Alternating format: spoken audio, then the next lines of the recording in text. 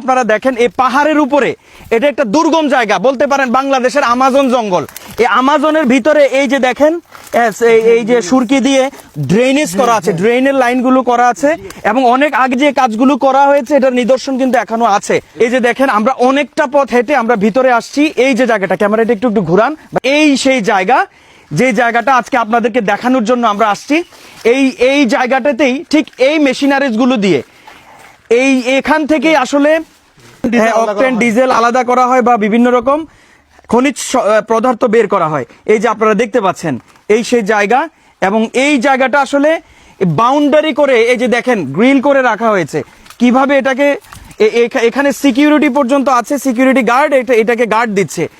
তো security guard রাখা হয়েছে কেন এবং এটাকে সিলগালা করে কেন রাখা হয়েছে, আমরা বর্তমান যুব সমাজ এটা জানতে চাই, আমরা কুমিল্লাবাসী এটা জানতে চাই।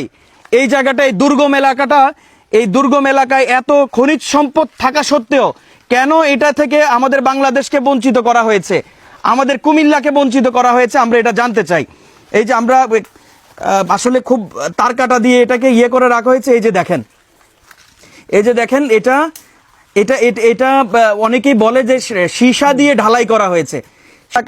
একটা দুর্গম পাহাড়ি অঞ্চলের এই জায়গাটা দীর্ঘদিন এভাবেই তালাবদ্ধ করে রাখা হয়েছে।